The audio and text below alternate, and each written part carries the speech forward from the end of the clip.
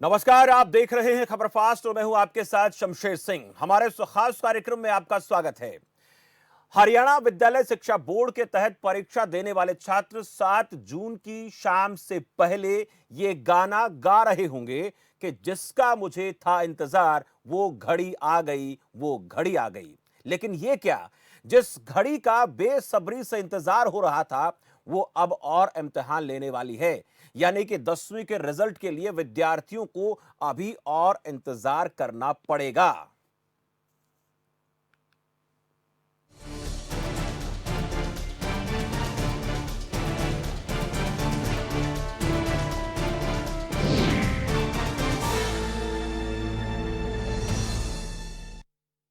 10वीं के नतीजों का इंतजार कर रहे छात्रों के लिए हरियाणा विद्यालय शिक्षा बोर्ड ने अपडेट जारी करते हुए घोषणा की कि बोर्ड ऑफ स्कूल एजुकेशन 10वीं के रिजल्ट जो 2020 के हैं, उनकी घोषणा बाकी जो पेपर हैं वो होने हैं उनके बाद की जाएगी। और इससे पहले हरियाणा विद्यालय शिक्षा बोर्ड ने राज्य में स्थित संबद्ध विद्यालयों में इस साल सेकेंडरी कक्षाओं की बोर्ड परीक्षाओं के लिए 10वीं रिजल्ट 2020 की घोषणा 8 जून को करने का ऐलान किया था। हरियाणा राज्य बोर्ड के भिवानी ऑफिस की तरफ से दी गई जानकारी के मुताबिक HBSE यानी board of school education Haryana 10वीं के जो रिजल्ट 2020 के हैं, उनके सिर्फ 4 मुख्य विषयों के लिए ही घोषणा होनी थी। लेकिन कोरोना महामारी के मद्देनजर पूरे देश में लगाए गए लॉकडाउन के चलते आयोजन जो है वो परीक्षाओं का नहीं हुआ और बाद में ये कहा गया कि रिजल्ट जो है वो 4 परीक्षाओं के आधार पर जारी करेंगे। वहीं हरियाणा विद्यालय शिक्षा बोर्ड द्वारा 10वीं और 12वीं की बची परीक्षाओं को 1 जुलाई से 15 जुलाई 2020 के बीच कराने की घोषणा की गई। हालांकि 10वीं की साइंस की परीक्षा को लेकर अभी ताजा अपडेट आया है कि वो इस जून के आखिरी सप्ताह में हो सकती है। सेकेंडरी और सीनियर सेकेंडरी कक्षाओं के लिए विषयवार परीक्षा तिथि की घोषणा बोर्ड द्वारा परीक्षा की तिथि से कम 10 दिन पूर्व की जाएगी, ये कहा गया है। और आपको जानकारी दे दें कि 10वीं की परीक्षाएं 4 से 27 मार्च के बीच आयोजित होनी थी, जबकि 12वीं की परीक्षाएं 3 मार्च से 31 मार्च तक। लेकिन अहम सवाल यह रहा कि 10वीं के रिजल्ट को जारी न करने के पीछे आपको बता दें कि जो मुख्य बातचीत हम करने वाले वो ये होगी कि ये जो रिजल्ट जारी नहीं किया गया, इसके पीछे वजह क्या रही, ये बड़ा सवाल है।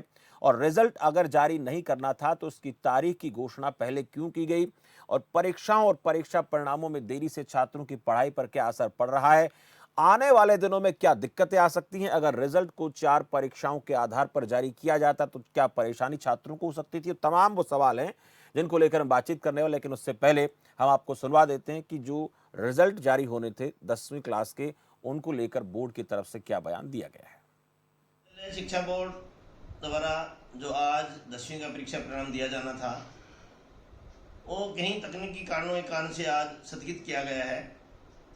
क्योंकि बोर्ड ने घोषणा की थी कि जो विद्यार्थी 11वीं कक्षा में मेडिकल, नॉन मेडिकल या विज्ञान से संबंधित किसी और क्षेत्र में एडमिशन लेंगे तो उन विद्यार्थियों की विज्ञान की परीक्षा बाद में ली जाएगी। और बोर्ड ये जो रिजल्ट इस समय एवरेज के आधार पर दे रहा था, जो 4 परीक्षाएं हुई थी उनका एवरेज निकालते हुए 5वें विषय की एवरेज निकाल करके दे रहा था। तो बाद में उस विद्यार्थी के तो नंबर कम आए और किसी दूसरे विद्यार्थी का एडमिशन नहीं हुआ, तो इस कारण से उस विद्यार्थी को दिक्कत आ सकती थी। इस कारण से सरकार ने निर्णय लिया है कि जून के अंतिम सप्ताह में बोर्ड पहले परीक्षा ले, फिर रिजल्ट घोषित करे। तो बोर्ड की तरफ से कहा गया है कि तकनीकी वजह से हमने 10वीं के परिणाम घोषित नहीं किए, बच्चों को दिक्कत हो सकती थी। क्या इस बात के बारे में पहले जानकारी नहीं थी कि अगर रिजल्ट जारी कर देते हैं तो दिक्कत हो सकती है, बाकी की 2 बची हुई परीक्षाओं को आयोजित नहीं किया जाता है तो?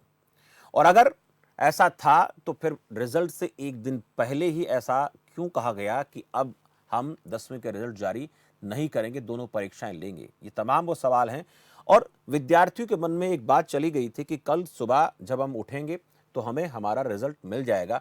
अब उन्हें और इंतजार करना पड़ेगा और उनकी जो पढ़ाई है उसके ऊपर भी असर पड़ेगा ही पड़ेगा। तैयारी में बैठे थे, अगली क्लास में जाएंगे, क्या कुछ करेंगे, इन सवालों को लेकर हम बातचीत करने वाले हैं। हमारे साथ एक पैनल जुड़ेगा, कुछ लोग जुड़ चुके हैं। संजीव भारद्वाज, प्रवक्ता कांग्रेस पार्टी से। संजीव भारद्वाज जी, बहुत बहुत स्वागत आपका खबर फास्ट पर। और वंदना पोपली है प्रवक्ता भारतीय जनता पार्टी से। वंदना पोपली जी, आपका भी बहुत बहुत स्वागत है। वंदना जी, पहले आप इसे पूछेंगे, ऐसा क्या हुआ कि रिजल्ट आने से पहले, थोड़े समय पहले, पूर्व संध्या पर बोर्ड के चेयरमैन की तरफ से यह कहा जाता है कि तकनीक की वजह से हम ऐसा नहीं करेंगे, अब रिजल्ट जो है वो परीक्षा आयोजित होने के बाद ही करेंगे। ये निर्णय लेने में इतना वक्त क्यों लगा और सिर्फ परीक्षा का रिजल्ट आने से चंद घंटे पहले फैसला बदल दिया जाता है, ऐसा क्यों? देखिए शमशेर जी, मैं कहना चाहूंगी कि आज जो देश और विश्व में परिस्थितियां हैं वो सामान्य नहीं है। बहुत सारे डिसीजन जो है वो अलग तरह से लिए जा रहे हैं, उनको बदला भी जा रहा है। अगर आप देखेंगे, कुछ दिनों पहले हम डिस्कस कर रहे थे कि शायद हम 15 जुलाई के आसपास स्कूल खोल पाएंगे, लेकिन एचआरडी मिनिस्ट्री की तरफ से गाइडलाइन आई कि अगस्त तक स्कूल नहीं खुलेंगे। चले, वंदना जी की आवाज नहीं मुझ तक आ पा रही है, वंदना जी के पास फिर चलेंगे, बातचीत करेंगे। लेकिन कांग्रेस क्या कहती है? संजीव भारद्वाज जी, परिणाम घोषित होने की बिल्कुल समय सीमा नजदीक आ चुकी थी और चंद घंटे बाकी थे, विद्यार्थी इस उम्मीद में थे। मैंने शुरू में गाना भी सुनाया कि जिसका मुझे था इंतजार वो घड़ी आ गई, वो घड़ी आ गई, लेकिन घड़ी आने से पहले इम्तिहान और बढ़ा गई। कांग्रेस क्या कहती है? शमशेर जी, जैसे कि मैं आपको बताऊं, ये बात तो हम सब लोग मानते हैं कि परिस्थितियां समय समय पर चेंज हो रही हैं महामारी की वजह से। लेकिन जहां तक इस परीक्षा का या इन बच्चों के रिजल्ट का सवाल है, आप देखिए, बोर्ड की तरफ से, सरकार की तरफ से 31 मई को ये बोला गया कि हमारे पास स्टाफ की कमी है, इस वजह से हम रिजल्ट तैयार नहीं कर पा रहे, हम इसको 8 तारीख को आपको रिजल्ट को डिक्लेयर करेंगे। फिर उसके बाद सरकार 8 तारीख से पहले 7 तारीख को, 8 तारीख को निर्णय लेती है कि ये डिसीजन गलत हो गया है और इसके अंदर जब तक पूरी परीक्षा, साइंस वालों की परीक्षा या और कोई परीक्षा पूरी कंप्लीट नहीं होगी, जब तक हम रिजल्ट नहीं निकाल सकते। मेरा यहाँ सरकार से ये प्रश्न है कि भी सरकार इस तरह से सो के कैसे जागती है? सरकार क्या कर रही है? सरकार एक परचून की दुकान की तरह काम कर रही है। आज ये चीज नहीं है, आज वो नहीं है, आज वो नहीं है। सरकार का ये निर्णय, कभी तो कहते हैं कि व्यक्ति नहीं है हमारे पास, काम करने के टीचर नहीं है, कभी कहते हैं कि आज साइंस की परीक्षा नहीं हुई। तो ये बच्चों के साथ, बच्चों के भविष्य के साथ खिलवाड़ नहीं है तो क्या है? ये जमीनी हकीकत है कि महामारी की वजह से ये प्रॉब्लम्स आ रही हैं। लेकिन सरकार अब तक कहां सोई हुई थी? सरकार ने अब तक ये निर्णय क्यों नहीं लिया? सरकार के जितने उच्च पदों पर, जो शिक्षा बोर्ड के उच्च पदों पर अधिकारी बिठा रखे थे, वो अब तक क्या कर रहे थे? इस हिसाब से निर्णय लेते ताकि ये परीक्षा टाइम पे होती और बच्चों के भविष्य के साथ एकदम अनसर्टेनिटी का माहौल, या ये कहें कि एकदम ऐसा माहौल ना बनता कि बच्चे बेचारे भागे भागे फिरते हैं, क्या होगा क्या नहीं होगा।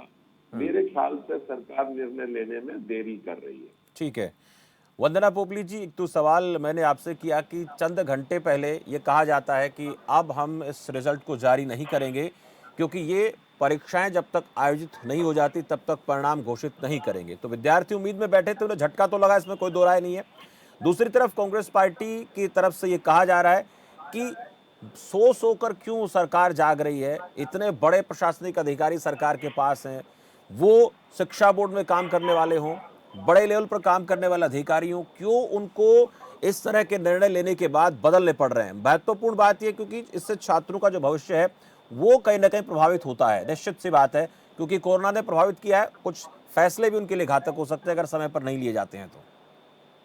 देखिए शमशेर, सबसे पहले इस चीज को समझिए कि सामान्य परिस्थितियां नहीं है। बहुत सारे ऐसे नए डिसीजन नहीं है जो हमने पहले कभी नहीं लिए थे, इस समय हमें लेने पड़ रहे हैं। अभी मैं सुन पा रही थी, कांग्रेस के प्रवक्ता बोल रहे थे, परचून की दुकान का नाम ले रहे थे। भाई, दुकानें तो आपके समय में हुआ करती थी, वो बहुत तगड़े से चली थी, अब यहाँ पर दुकानदारी बंद हो चुकी है। आप भविष्य के साथ खिलवाड़ की बात करते हैं, आप कहते हैं अब तक निर्णय क्यों नहीं लिया गया। मुझे एक बात बताइए, क्या 11th क्लास शुरू होने वाली थी क्या? कि अभी के अभी 11th क्लास शुरू हो रही है, स्कूल में बच्चे जाएंगे, वो लेट हो जाएंगे।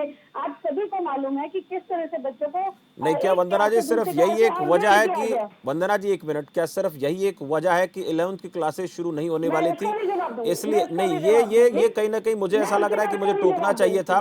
क्या हम जो क्लासेस जो शुरू होंगे तभी रिजल्ट परिणाम घोषित करेंगे, तभी नहीं नहीं परीक्षाएं नहीं लेंगे? नहीं नहीं, ऐसा नहीं है। हाँ, मैं उस बात का भी आपको जवाब ठीक दे है। देती हूँ। इसके पीछे जो तकनीकी कारण है, आपको मालूम है कोविड-19 जब शुरू हुआ तो उस समय स्थिति मार्च के अंदर सब जगह एग्जाम चल रहे थे। अगर आप सीबीएसई के भी देखें तो कुछ एग्जाम हो पाए और 12th के कुछ एग्जाम अभी भी रह रहे हैं, जिसके लिए वो बात कर रहे हैं कि 1 जुलाई से 15 जुलाई के बीच में कराए जाएंगे।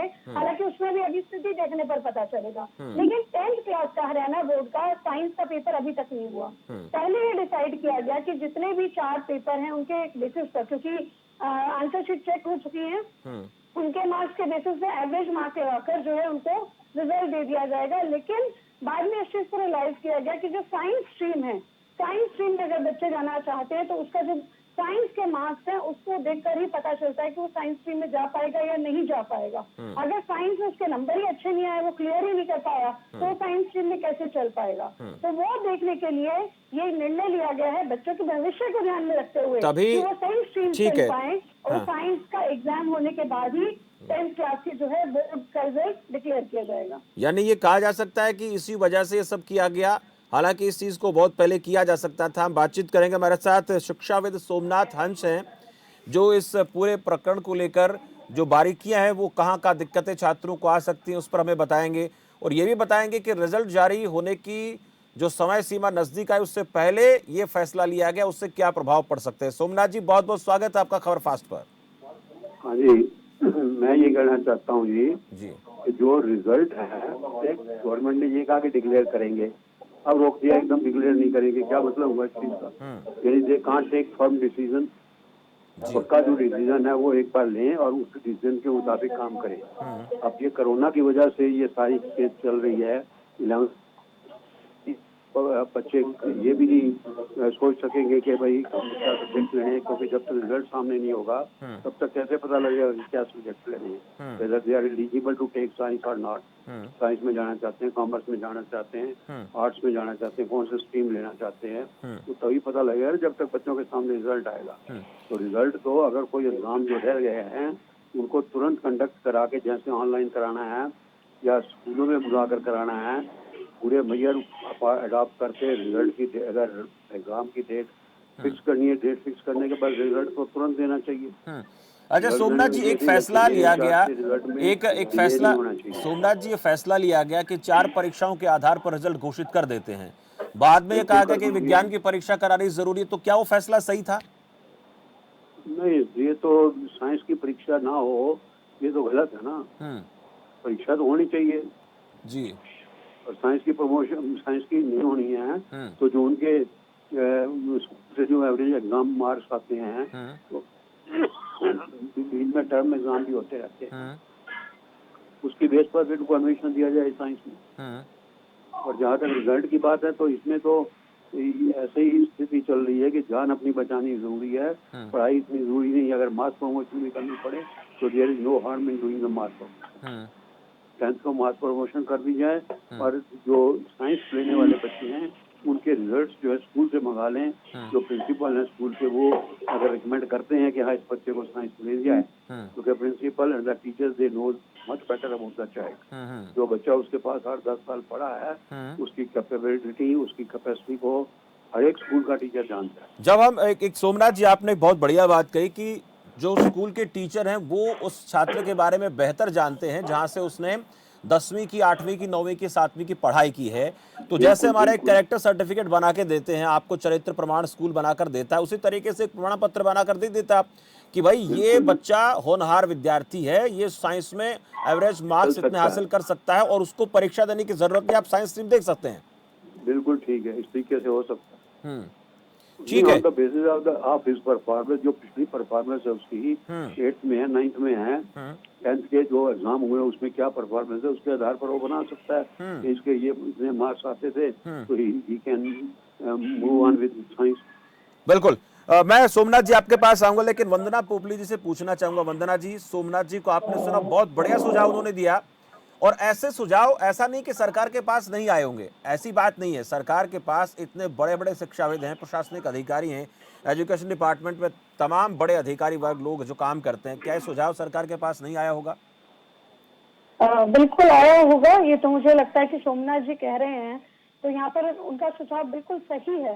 लेकिन एक चीज यहाँ पर भी है कि एग्जाम लिया जाए या जो शिक्षक है उनसे उनकी परफॉर्मेंस पूछी जाए, दोनों में ही समय लगेगा, जो कि दोनों में से जो भी चूज किया जाता है परिस्थितियों को देखकर। नहीं वंदना जी, मार्च में सब कुछ डिले होता है। वंदना जी, मार्च में, एक मिनट, मार्च में एग्जाम रद्द होते हैं कोविड-19 के तहत, उसके बाद अप्रैल चला गया, मई चला गया, जून भी लगभग चला ही जाएगा।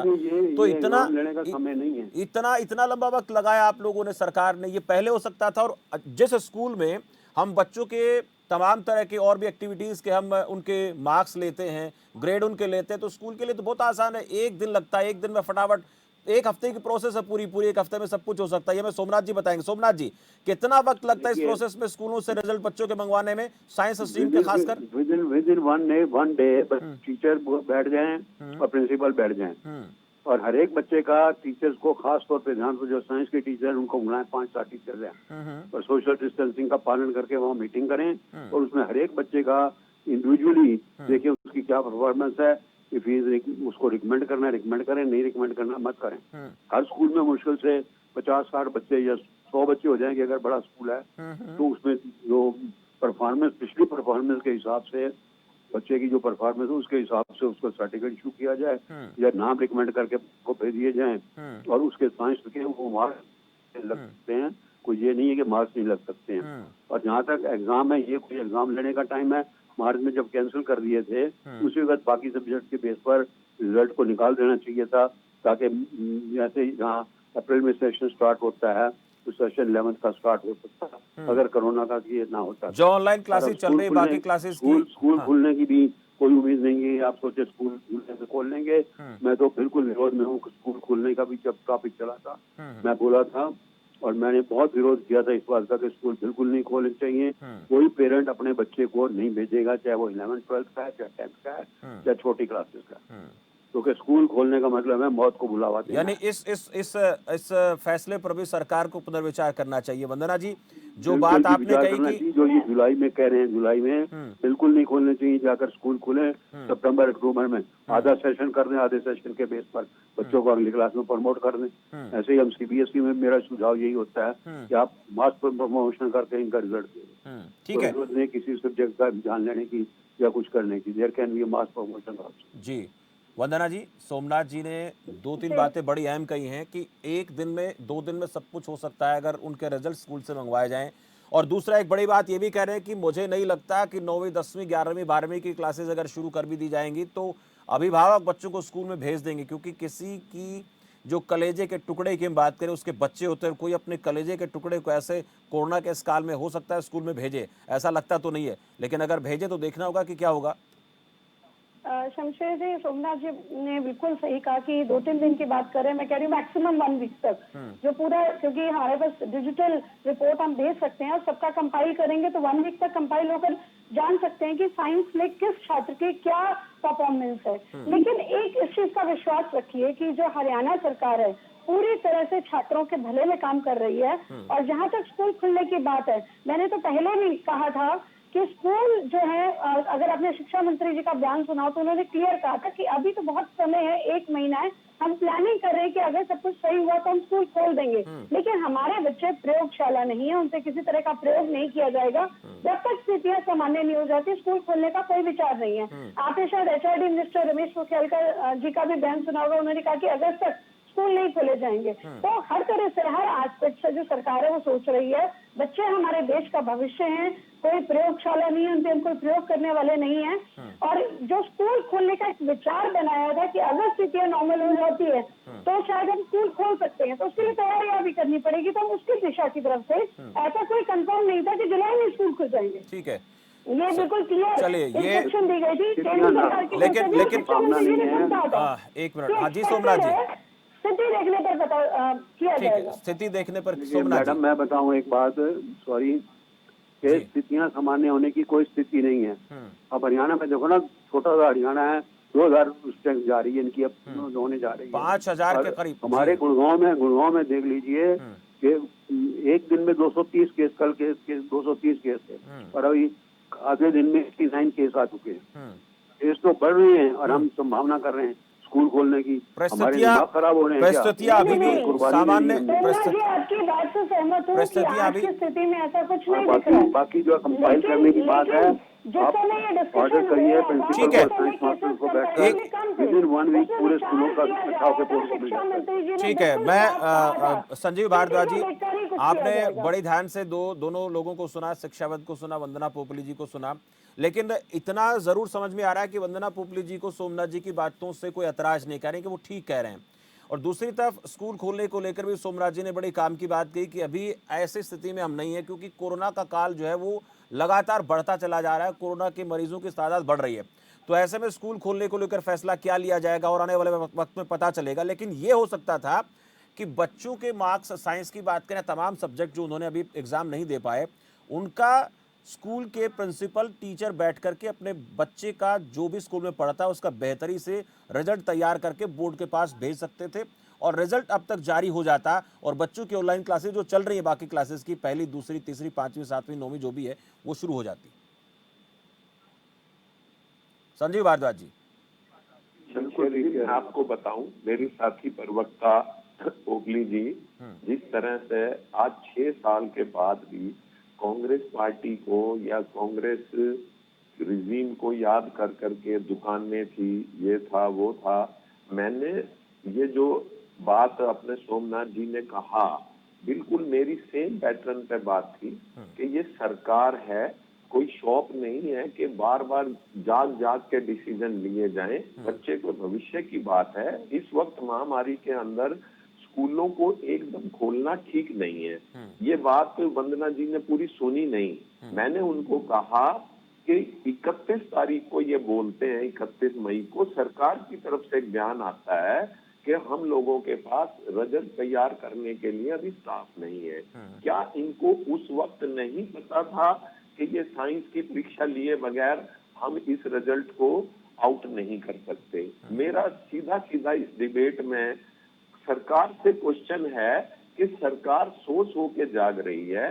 एकदम एक डिसीजन, सब लोग शिक्षा विभाग के इस महामारी के अंदर खाली बैठे हुए थे, क्या वो ये डिसीजन नहीं ले सकते थे कि ये परीक्षा लोगों के एवरेज के हिसाब से, बच्चों के एवरेज के हिसाब से आगे करें? क्या इस डिसीजन में बहुत टाइम लगना था? सोमनाथ जी और मैं एक ही बात कह रहे हैं। दूसरी बात ये कि इस सरकार के 6 साल के दौरान जितनी तकरीबन परीक्षा हुई हैं, चाहे वो किसी विभाग की हैं, चाहे छात्रों की हैं, चाहे कोई कोर्सेज की हैं, चाहे कोई भर्ती की परीक्षाएं हैं, कौन सी परीक्षा, मुझे तो याद नहीं पड़ता पर व्यक्तिगत तौर पे कि कोई परीक्षा बगैर पेपर लीक लिए हुए होगी हो, या बगैर कोई। बिल्कुल संजीव जी, इस वक्त जो बात कर रहे हो बच्चों की पढ़ाई को लेकर, ठीक है संजीव जी, ये जो मुद्दा है ये कभी हम चर्चा करेंगे।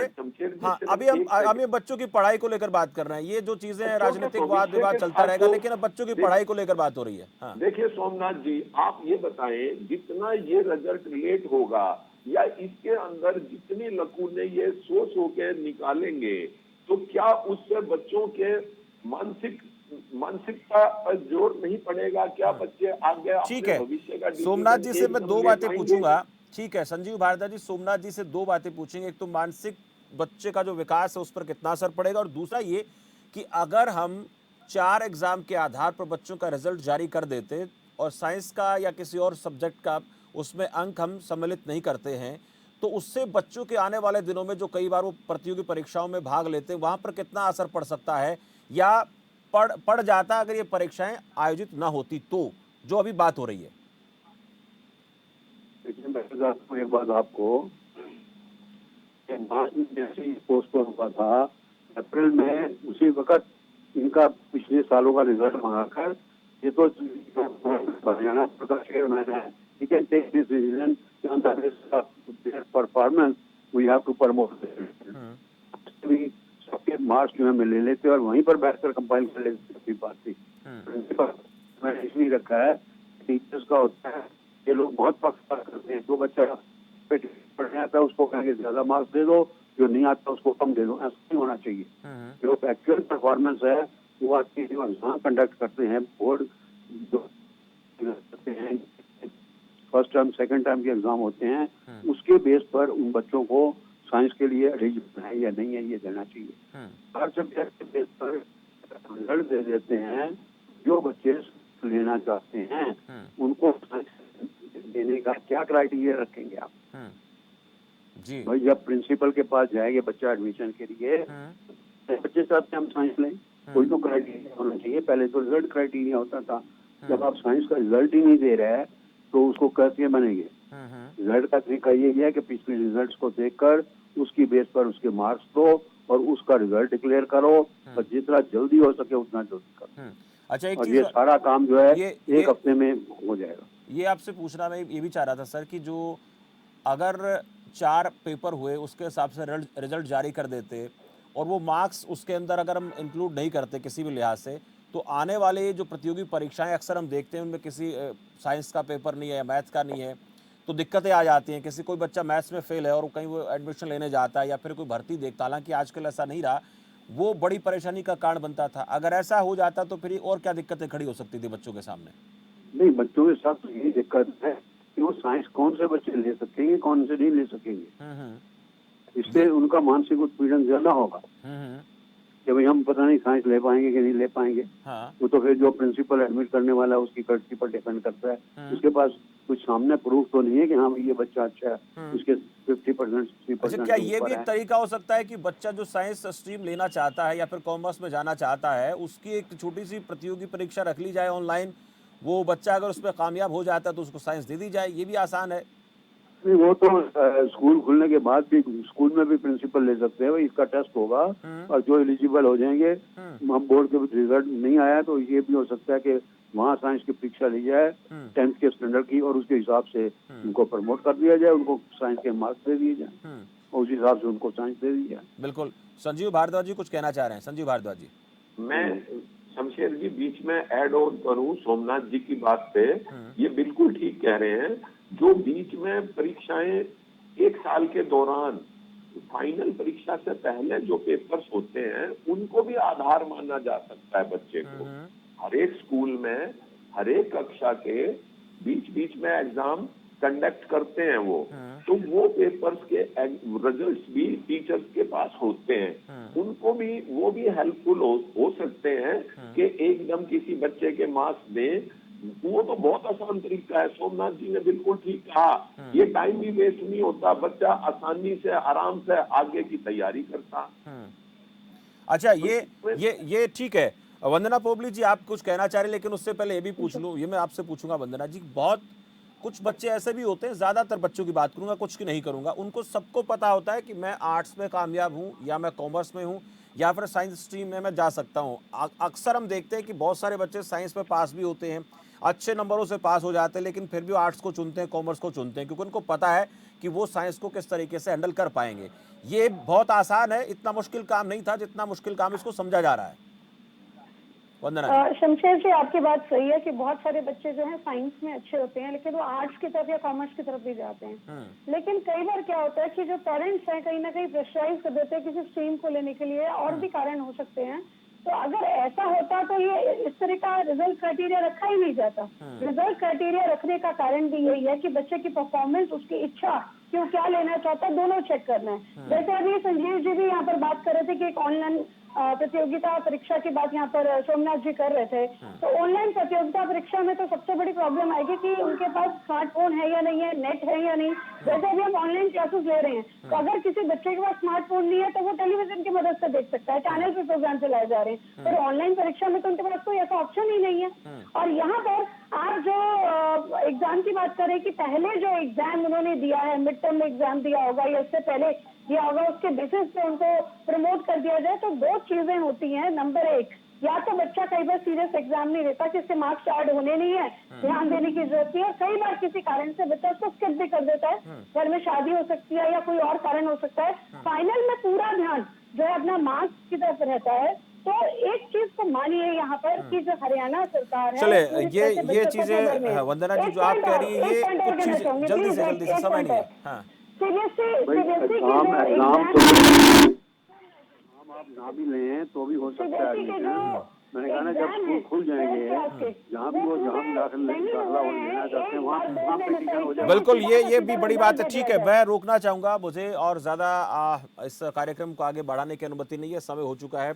लेकिन सोमनाथ जी ने एक बात और भी कही इस दौरान, उन्होंने कहा कि जब स्कूल खुलने वाले हैं ही, जब बात हो रही है और वो ऐसा होगा आने वाले दिनों में, ऐसी बातें सामने आ रही हैं, तो ये जो एग्जाम अब लिया जा रहा है ये स्कूल में भी लिया जा सकता है। ये बड़ी अच्छी बात उन्होंने की। बहुत बहुत शुक्रिया सोमनाथ जी आपका इस खास कार्यक्रम में जुड़ने के लिए। वंदना जी आपका भी बहुत बहुत आभार और संजीव जी आपका भी बहुत बहुत शुक्रिया। आज एक बड़े अहम मुद्दे पर बात हो रही थी कि जो बच्चों की परीक्षाएं हैं, उन परीक्षाओं के बाद परिणाम बच्चों के आते हैं, वो आने थे 10वीं बोर्ड के, लेकिन अचानक से देर शाम जो हरियाणा विद्यालय शिक्षा बोर्ड है उसकी तरफ से फैसला लिया गया कि जब तक बच्चों की साइंस की परीक्षा नहीं, बची हुई जो परीक्षाएं हैं वो आयोजित नहीं हो जाती, तब तक रिजल्ट जारी नहीं होंगे। तो अचानक से बच्चों को झटका जरूर लगा। अब इसमें हमारे साथ सोमनाथ हंस जो है शिक्षाविद जुड़े हुए थे, उन्होंने बहुत अच्छे कई सुझाव दिए, जिनमें एक सुझाव ये था कि जो पहले बच्चों ने परीक्षाएं दी हैं स्कूल में, उसके आधार पर बच्चों के मार्क्स लेकर के बोर्ड मंगवाकर रिजल्ट जारी कर सकता था।